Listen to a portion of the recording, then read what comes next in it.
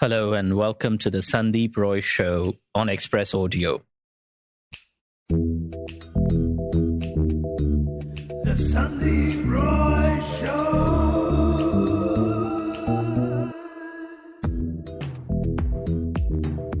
When Irrfan Khan died, it was not just a huge loss for Indian cinema, but also for international cinema. He was one Indian star who was becoming a face we spotted in films from the West, whether they were art house films or superhero blockbusters. In fact, one could argue he was at long last that mythic creature we have been looking for, the crossover star. But now we live in a time where Priyanka Chopra shows up on Citadel and color-agnostic casting is becoming more and more common on Amazon Prime and Netflix. And Miss Marvel might be a bona fide all-they-see superhero. So the question is, have we finally crossed over? And in an age where stardom is increasingly global, does it even matter anymore? Joining us to talk about all this and more is Shubhra Gupta, Indian Express film critic and columnist and author of the just-released Irrfan, A Life in Movies. Shubhra Gupta, welcome to the show. Thank you, Sandeep. It's such a pleasure. Irrfan Khan, or Irrfan actually, when did he drop the Khan? You know, it's funny. People have different dates and things to it. I think 10 years after he was in the movies, I asked this to a couple of people, Nasiruddin Shah including, and they all say that there was some kind of a, what do you call it? Numerologist. Yeah, numerologist. I never know how to pronounce that one. But I think Irrfan was at that point consulting with this person, and he said to add an R and drop the Khan. So that's why he included that extra R, which is not, Irrfan is not normally spelt with a double R. So I think he did pretty much these two things simultaneously. And I'm not sure whether it sort of changed his fortunes, but suddenly his films started to come into the mainstream. So who knows? I think the fourth Khan could have been a great title for a biography on Irrfan too. Yeah, maybe you're right. But I really feel that the time that he did that, I think he needed to. Because the fourth Khan was already Saif Ali Khan. So, people tend to forget that he's also a Khan. Right. And at one point, he may not ever have been a contender for that number one slot. But Saif at one point was doing the kind of films that we thought would be game-changing in so many ways. He did Omkara and then he did Dil Chahta Hai. He did so many of those films, one after the other, where he was... Being Cyrus came a little bit later. He had the big producers. Kumar Mangat did Omkara, and he did a Yash Raj film, and he did, Excel Entertainment, which is Farhan Akhtar's production house, did Dil Chahta Hai. These are all big Bollywood production houses, and if the films had made the kind of money that maybe Lagan did or maybe Gadar did, they may have changed the trajectory of the movies that were being made at that time. But I think Dil Chahta Hai was a bit of a sleeper. I think we'll save the fourth Khan for the Saif Ali Khan biography. He's writing one himself. He's writing an autobiography. And he told me once, and I had reached out to him on my publisher's say so. And he said, I think I'll write one myself. He had a very sort of sly name for it, but I can't remember. He did not want to call it the fourth Khan, for sure. To get back to Irrfan, do you remember the first time he sort of came into focus for you, when you noticed him? When it comes to the movies, I think it was Tigmanshu Dhulia's Hasil, which was a film that we had been waiting for, I think. We had been reading about it for some time, and I had been aware of Tigmanshu Dhulia's work from the time that he made Star bestsellers on Star TV, and he had done a few amazing episodes, most of which I think starred Irrfan. And his partnership with Tigmanshu, I think, yielded some of the best episodes in that extremely wonderful television show, which sadly came to an end because Star TV could not find sponsors. So I think the second season that they were expecting didn't happen. I think it took Irrfan and Tigmanshu a few years to regroup and make that film. And for it to come out when it did, which was in 2003, Hasil was a complete game changer in very many ways because it was about student politics, which Bollywood had forgotten about. The university, the colleges as a site of rebellion, that whole youthful ferment that Hindi cinema in the 70s was doing with such efficacy, I think they'd completely forgotten about it. So I think it took Hasil for us to remember that this was also India, because it was, I wouldn't call Allahabad Mufassal at all. And he doesn't call it Allahabad in the film. But we know that it is that. It is now, of course, it is Prayagraj. But it was Tigmanshu's own town. He came from there. And I think the cadence of that film, the rhythms of that film, and the fact that he dropped Irrfan off for a few days just to soak it all in, I think that result was really wonderful because it had the colleges, it had the university, it had that a very strong male psyche, which Tigmanshu calls Porush in the interview, and he's used it a few times, where it is about that young man who is looking for himself, having gone to college, not really found a groove over there, and has gone into some kind of a path which is not exactly what his parents would have liked him to. But he's finding an identity there, he's finding companionship there, and he's finding validation, I think, which is very much a thing of what Hasil managed to do. Hasil managed to Hasil, I think. And really was wonderful. And just a few months later came Maqbool, which was Vishal Bhardwaj's breakout film. And I think after these two films, there was really no looking back for Irrfan. What about internationally? When did the Asif Kapadia's Warrior happen? It's not a film many people in India have seen. Actually, I haven't seen it myself. So it didn't really come to India. It wasn't really released in any kind of way. The Warrior was 2001, actually. It was the film which rescued Irrfan from oblivion, in a manner of speaking, because he was determined that if he wasn't getting a film which really he was interested in, he was going to turn his back on the whole profession of acting. He was going to give it up. In so many places in the book, we have people, including Shutupa, his wife, Tigmanshu himself, who was casting director on The Warrior. And a couple of other people spoke to me about how disheartened Irrfan was in the decade that saw him just marking his time in television and doing things that he wasn't really interested in. He was one of those fortune's lucky ones. He didn't ever have to go looking for work. Work came looking for him, whether it was, a terrible television or it was good films, which started to come after these two films, after Maqbool and Hasil. He always had work, which was something that Shrutapa talks about. I mean, how he was aware of the fact that he was fortunate, but he was getting really disheartened by the fact that there were really no films that he was able to show his talent in, his formidable talent, I would say. And did Warrior actually garner him the kind of international notice that we talk about now?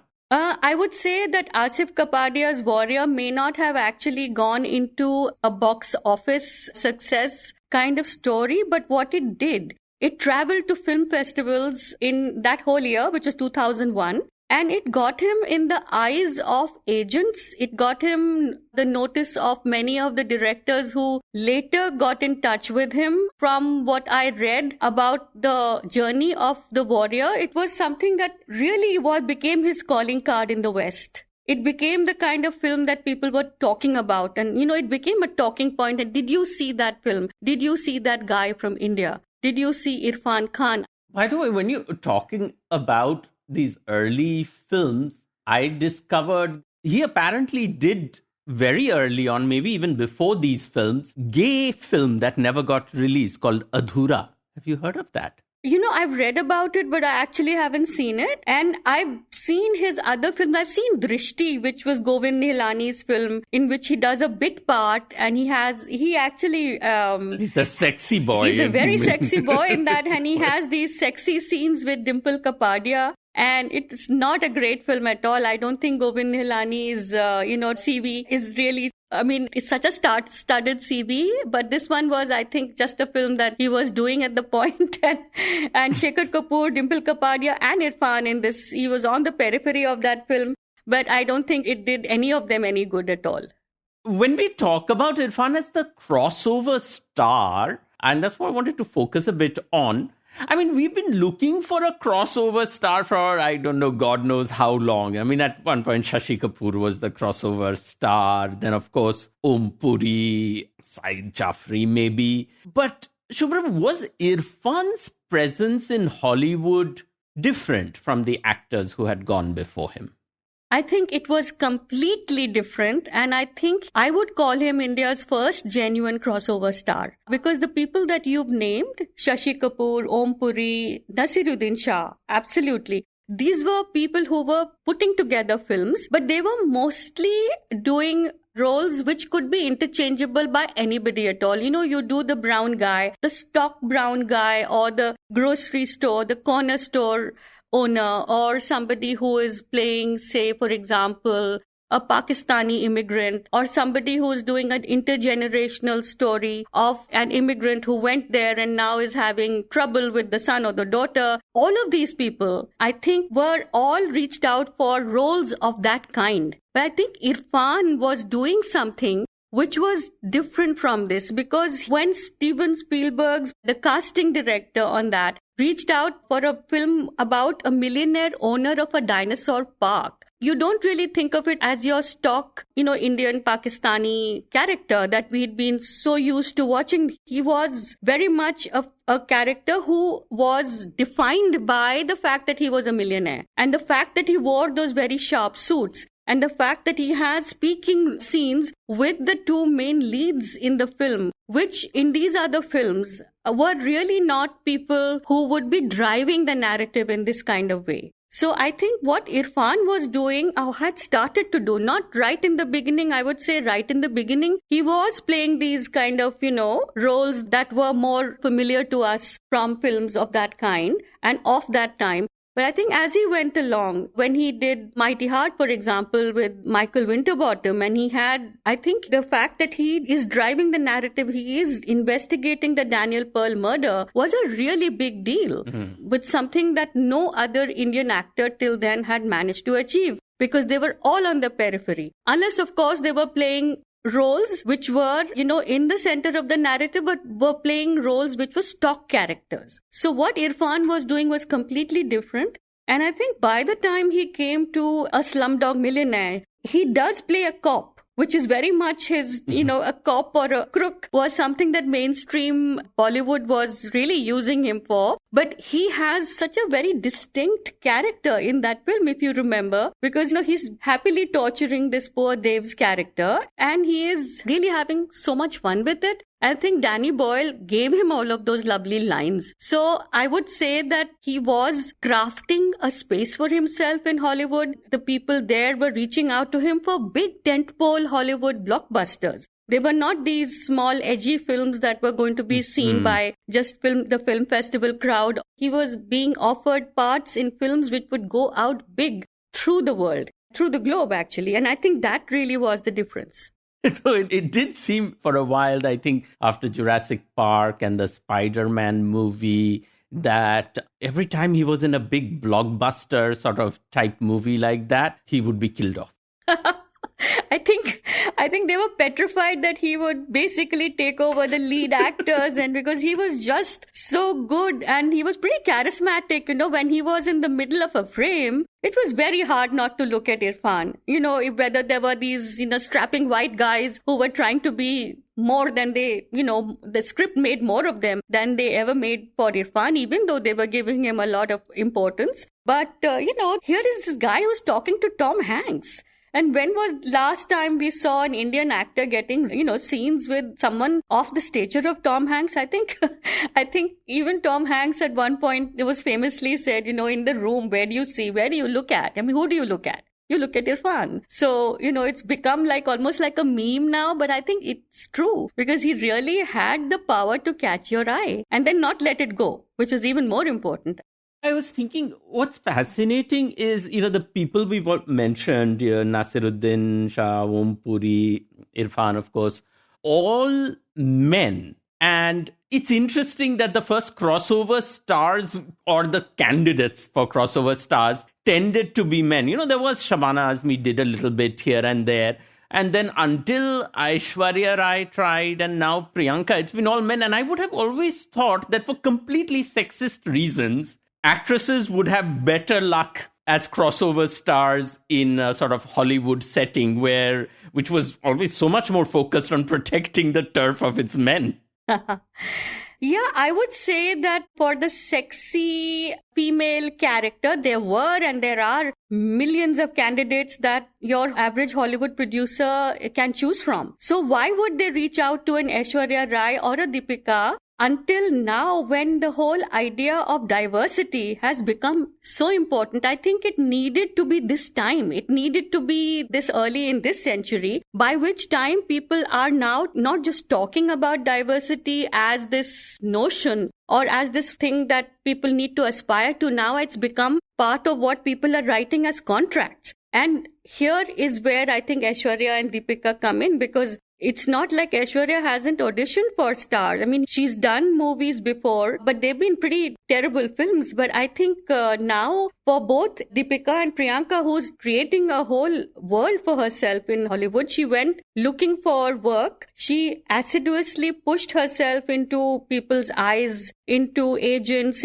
she sang a song and then became this person who could also sing. But now that, let me say, I'm also an actor. So this has happened over the past 5 or 6 years, but they are all doing the kind of roles which anyone can do. But I don't think Irrfan was being reached out to as someone who was interchangeable with any other actor. They were reaching out to Irrfan because they wanted him, not because they had a template in their mind for this South Asian guy, which I think in here we have both these very, very popular leading ladies who are now getting to make a name for themselves. Both Deepika and Priyanka are names that people recognize. But I would say that anyone can do those roles. They don't have to be necessarily Priyanka or Deepika. So what do you think about Priyanka, what Priyanka is doing in Citadel? Because the character there is sort of unspecified brown. The ethnicity is there, but it's not about her ethnicity so much, though the second season might be, because you start getting the backstory of family and all of that. And her accent is whatever. It could be anything. I feel that in these really big web series or Hollywood films where they are looking to have characters who are not familiar to us, these are people who have now a name. Priyanka is a well-known name. And if you have her, you get her fan base. Like you get that entire Instagram-loving, social media-hungry people who are wanting to sort of buy a star whom they have created by their big, big fan base that she has.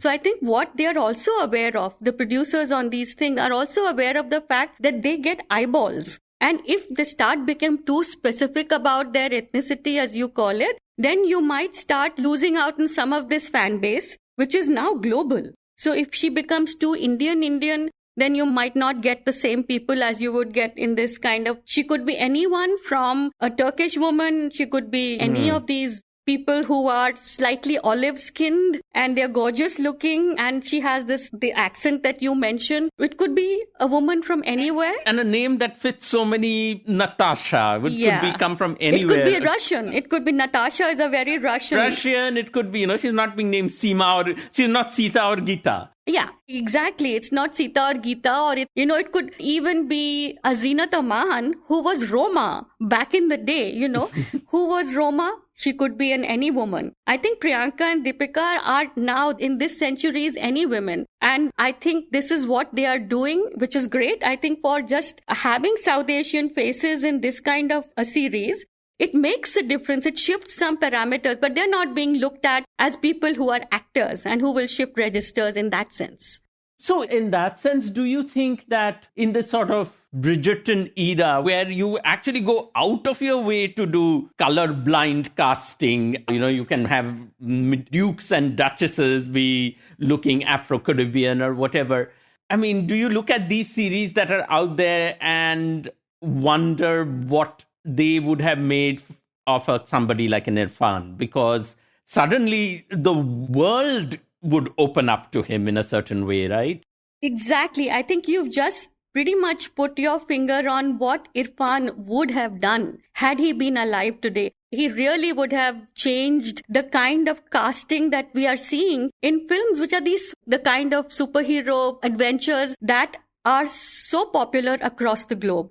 I think what he would have done is, if a Wonder Woman has to be black, now it's taken 100 years for someone who's of that black origin woman who's getting the kind of roles that they've been hankering after or they've been desiring for so long. I think an Irfan would have been faster at that kind of shift because he was already acceptable in those spheres 20 years back. He had started building a kind of recognition and a reputation for being the kind of actor who would bring a total stillness in the audience. I would say that he was not just an actor who was brilliant. I think he had that charisma. That both things combined was a very potent combination. I think it was that factor, that X factor that has people looking at you and not just as someone who is doing a little role and then leaving. You know that they're going to be leaving the scene. You actively wait for Irfan's character to come back in the movie. Whenever he's not on screen, you miss him.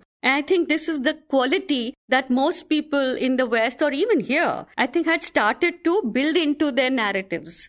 In fact, when he's left dangling off the bridge in the amazing Spider-Man, I kept thinking that maybe he actually wasn't dying, that he would have been rescued and show up later. Right. But speaking of superheroes, Shubhra, what's your thoughts on Miss Marvel, where we are finally getting the South Asian superhero? No, I loved it. I have to say that despite its little, the hiccups here and there, I think Aman Velani was absolutely fabulous in the series. The combination of the Indianness as well as of being that Muslim Pakistani kind of legacy. I think both are extremely well done in the series. And I think now she's writing, the girl who played Miss Marvel. And I really feel that it's time that we are now seeing something that is so different, because I remember Shekhar Kapoor once talking about there will come a time when Spider-Man will be Asian. But this was 20 years ago, and it's taken this long for Hollywood to understand that it is not just about tokenism. It's not just about that one brown person or the one black person who will be a sort of a side character or will be the best friend, and he will have that very short span of time in the script. They are now building up characters, and I think someone like a Miss Marvel has really gone a long way in getting the fun part of it, as well as saying, hey, this is someone we can relate to. And after a point, you forget about the fact that this is a proudly brown young woman, and you feel that, that she's very much the character that she's meant to play. I don't know if you'll agree with me here, Shubhra, so you can feel free to disagree. I do think somehow the mother's character in Miss Marvel annoyed me a little bit, because I felt there was too much of the old South Asian mother tropes again playing out there. And actually that even bothered me about Never Have I Ever when I tried to watch it, because I was watching Poorna Jagannathan playing the mother there, and I felt like she was trying to be more Indian than she was in, say, a film like Delhi Belly. I'm like, why isn't she just talking like her character in Delhi Belly? Why is she suddenly talking like somebody's imagination of how an Indian immigrant in America should talk like? Okay, so I agree with you, and yet I feel that these people who are trying to position web series, a long form fictional storylines for a global audience, I think what they are doing is building context. I think the only way that they can start saying that, okay, we have these tropes, we're going to show you these tropes, we're going to try and do something, build in some differentials. So, in the last season of Never Have I Ever, you do have Poorna Jagannathan being a little less Indian. She is dating or going to date a white guy. So I think the journey of not just the girl who plays the lead role, but even Poorna's character. She's moved from this devastated Indian wife who didn't know what to make of her life in this very sort of Californian suburb where everybody was too white and too alien. And have you seen the last season, the season 4? No, I have not seen the last season. Okay. So in which the grandmom is having a little fling with a white guy. She actually gets married to him. And Poorna's character is now shown having, a soft corner, having feelings for a white guy. So I think that they are doing some kind of a journey. And I think it was important in the way they have structured these series, that to start from somewhere and then to get them here. Because for us, they are tropes. Because we know that, characters like Purna Jagannathan, and we have seen them in Delhi Belly. But I don't think people who are now watching Netflix or the young people who are the target audience, I don't think they have any recollection of the fact that Purna's character in Delhi Belly was just one of the most wonderful, subversive, out there characters in a Hindi film. In fact, that film itself is all of this. Do you think, though, now this whole conversation about crossover stars really matters anymore? Now that you have stars like Riz Ahmed and Dev Patel, who don't actually have to cross over anywhere anymore because they're already there. In fact, if they cross over anywhere, it would be to India, as Dev Patel tried to do in Slumdog. I think Dev Patel, he had just started at that point. He has been very carefully and I think very smartly building his career graph. And now he's become a face that people recognize all over the world. I think Riz Ahmed, both actors, we use their names interchangeably, but I think they are very different kinds of actors in very different kinds of contexts, because Dev is very British. And with Riz, his acceptance in Hollywood is much higher. And the fact that he's Oscar nominated also makes a difference. Immediately, it opens up the world for him. I think both of these guys, the color of their skin is one thing, but the fact that they speak the language in a way that it is not put on. The accent is very much a function of them being British, I think it makes all the difference. So I don't think they are really looking to cross over. I think they are looking for acceptance, global acceptance, in not just, being, say, a Hanif Qureshi film that he may have done 30 years ago, where he's talking about the South Asian population in London, or even Udayan, what was his name? Udayan Prasad. Yeah, you're right. Udayan Prasad made a few superb films about those immigrants who all live together in a house. Yes, they were films which were based in South Hall or around there. They were about people who were either second generation or first generation immigrants. They were not people who had lived there and who considered themselves British. I think both these people, both Dev and, Dev as well as Riz, are people who are already, they are very much a part of that culture. And I don't think they have to do any crossing over within that.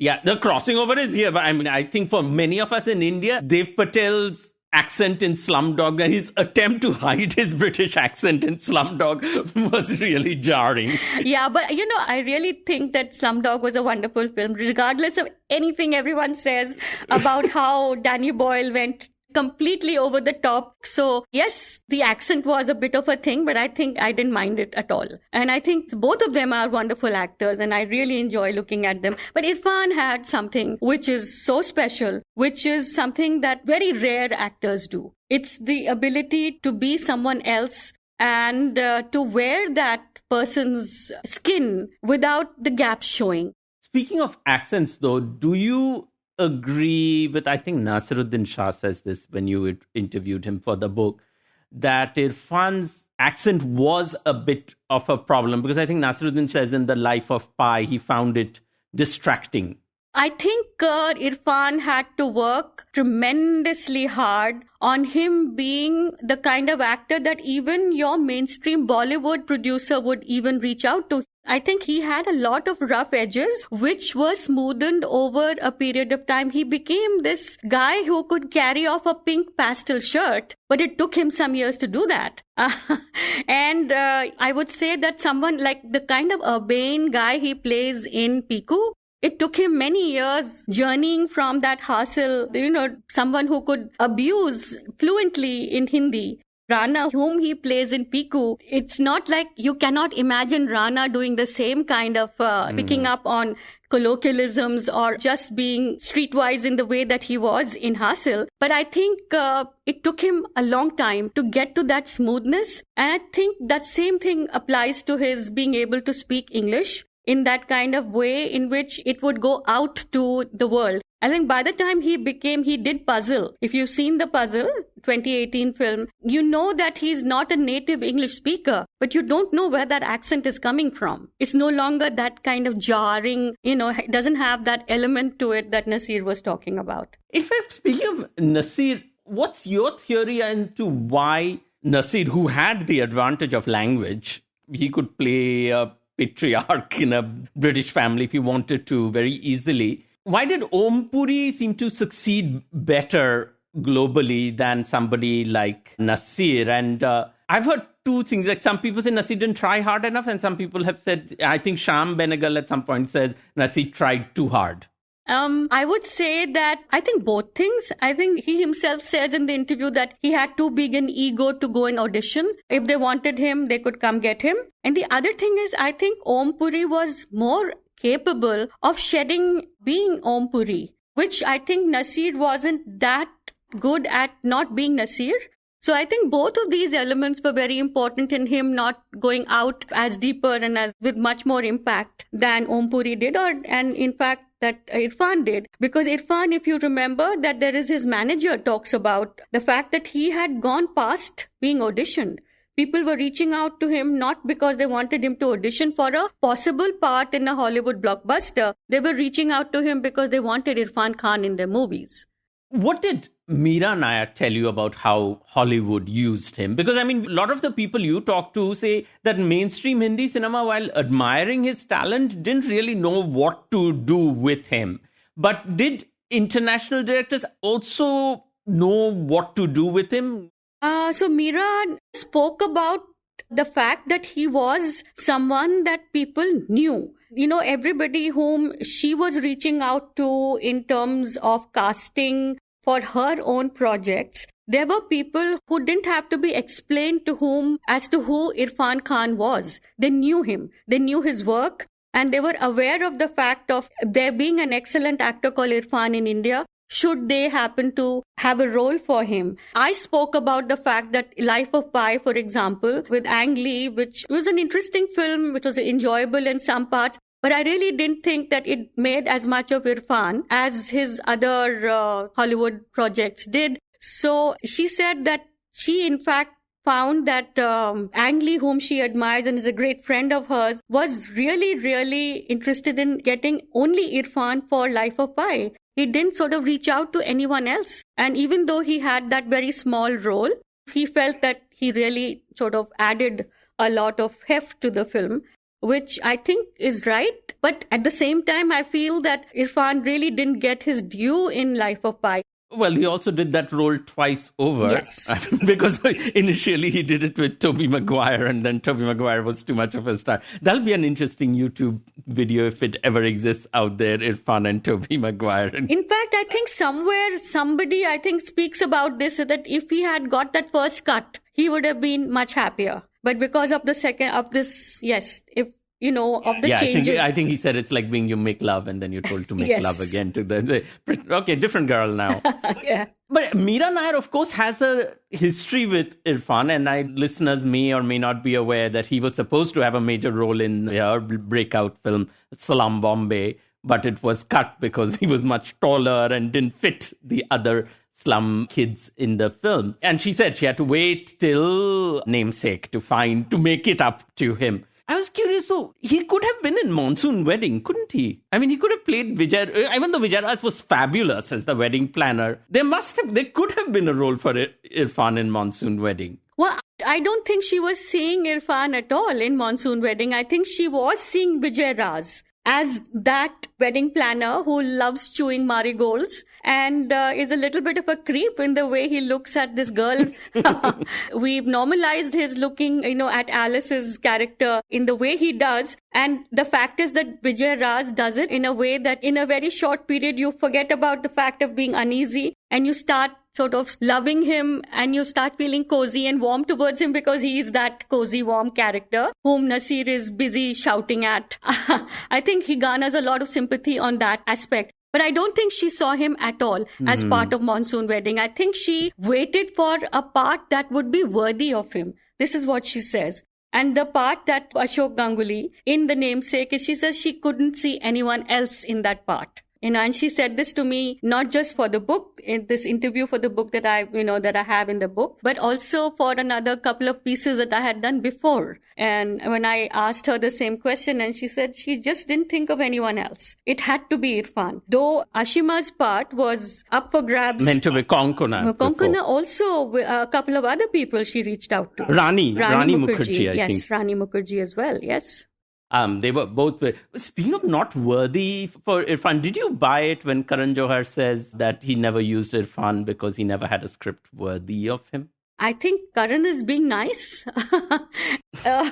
And also, I think that was the only thing that he really could have said. Because, in the way, though he does lay himself out in the open by saying that these are the only kinds of movies that they knew how to make, and that they had, by virtue of the fact of being Bollywood kids, they had access to people, the biggest stars, and all they could think of was doing more of the same kind of movies, but bigger, the same kind of dresses, but, put more Zardozi on it, and the same kind of thing, but, hire a castle and call it somewhere in the middle of London and have a helicopter come in. So make it bigger, make it more plush, make it more shiny, shiny, happy Bollywood. And now, but as a writer, when you're writing about Irfan, one of the things people keep saying he's a bit of a chameleon. He could vanish into his roles. Kind of like Meryl Streep, if you think about it, where he did. But when it's so much about the craft, when you were writing this book, was that a struggle? Because in some ways, it's easier to write about a star who has certain very visible and famous starry mannerisms and stories like that, as opposed to trying to extract the story of someone who is really defined by his craft, really defined by his roles. I would say that I would have been deeply uninterested in writing about a star who has mannerisms, because, I've seen that once, I've seen that twice, and how many more times am I going to get excited? I also have a problem about boredom. If I had started to feel like, oh God, here we go again, I wouldn't have been as interested in circling back to the people that I did. And I really feel that this book is a lot about the craft. It's about mining or just digging into the people whom I spoke to, about how he got into the roles that he did and how he became that character. I think to me that was much more interesting and as an endeavor. And I think that's the reason why I agreed in the first place to do the book, because that's what really got me thinking about a film critic's perspective on an actor whom I enjoyed watching so much. Look at India and now say his mantle went to people like Rajkumar Rao or perhaps an Ayushmann Khurrana. But internationally, in terms of what we were talking about in this conversation, who do you think might be filling his shoes? Who is, as Danny Boyle put it, the touchstone connecting two worlds? I don't think internationally, I don't think he had made that kind of a mark yet, that to have an Irfan and not to have an Irfan would have made or broken a film. I think if he had been alive today, and if he was getting the kind of scripts that Chutupa said he was, where films were going to be revolving around him, I think it would have happened, but I don't think it had started to happen. Not like India, where if he had done this Government that Sudhir Mishra talks about, this Amazon series that was cut short because he fell ill, I think that would have really shifted some boundaries. He had become a game changer in the kind of money that Hindi medium made. And that's when someone like Karan Johar says that's when, legacy Bollywood sat up and said, hey, this guy can get in the money, he can get in the eyeballs. So let's start crafting movies around him. Yeah, because I guess in India, where people would kind of saw him as this somewhat edgy, art housey, business class kind of actor, in the medium they suddenly said, no, he could also appeal to economy class. Maybe he becomes sort of premium economy now. But before I let you go, Shubhra, I guess I'm not going to ask you for a favorite film, but two things. One is, internationally, what do you think? What is your favorite role in the movies that he did internationally? And what is an Irfan moment that never fails to move you? Because I remember an interview where I think he's with Tom Hanks, where he talks about the whole point is you have to cast a spell. And then when you walk out of the theater, you still are under that spell. Okay, so that first one is very simple. There was not one single international film that really blew me away. I mean, obviously in which he had a role. I enjoyed him immensely in Slumdog Millionaire. I enjoyed his part, every time I watch it, and it's not an easy film to access, but I saw it a couple of times before I wrote my introduction. And it's a part which he's played so many times. He's played a cop over and over again. But this particular cop, I think he had decided to enjoy himself thoroughly. And I think his partnership with Saurabh Shukla's character and Dev Patel's character and the triangulating that they do in that police station is deeply enjoyable. But in terms of a favorite international film, I don't think I have any at all. I mean, I enjoyed his parts, but I don't think there were any of those films where I would have said, oh, his not being here would have made a huge difference to the film. But in terms of how he made me feel in so many Hindi films, I would say that Maqbool and Hasil, and these are his earliest films, both have moments where you look at this character, you look at the actor, and you completely stop what you're doing. For want of a better word, you stop still, you are almost struck. I mean, I remember being completely in the moment and mesmerized by this guy who managed to, get all of my attention for that moment in a way that nothing else existed. I mean, if you put a gun to my head and you ask me which one, I would say there is this thing that he plays with Taboos, Lady Macbeth's character in Maqbool, where he's standing across from her and she says, Bolo Meri Jaan. Meri Jaan. Yeah. And he says, Meri Jaan. And she says, Phir se bolo, or something like that. And then he's exasperated and yet so completely swayed by this woman that he says it a second time, Meri Jaan. And then it's a moment, I think, that will stay. That has stayed with me, yes. And it's amazing to think that same person, I think, for me, maybe because I lived in the US for so broke my heart when in Namesake, in all the thing, there is just one place where he just nods his head almost imperceptibly as he's leaving. And that, I was just like, wow, that's my father. Yeah, in fact, I was going to say that if there is anything that comes close to the impact that these two films left on me, his characters actually, both his characters, was Ashok Ganguly's in the way he plays the Namesake, because it is something to play a middle-aged man when you are not that old, where you absorb the kind of mannerisms that an older person has. And Meera talks about the fact of how she dropped him off at the Lahiri's place, Jhumpa Lahiri's mother and father, to observe. And I think that particular, the stoop of the shoulders and the way his whole persona becomes an older person, especially when he is going into the hospital, he's calling her from that booth and he has a hand on that. And then he just turns around and leaves. And that's the last that we see of him. And I'll never forget how that makes me feel. I saw the film again and again, it was like, literally you draw a breath and you don't know how to exhale after that. Well, thank you, Shubhra Gupta. And I guess thank you, Irrfan. Thank you, Sandip. It was so nice talking to you. Indian Express film critic and columnist Shubhra Gupta has just come out with the book, Irrfan, A Life in Movies.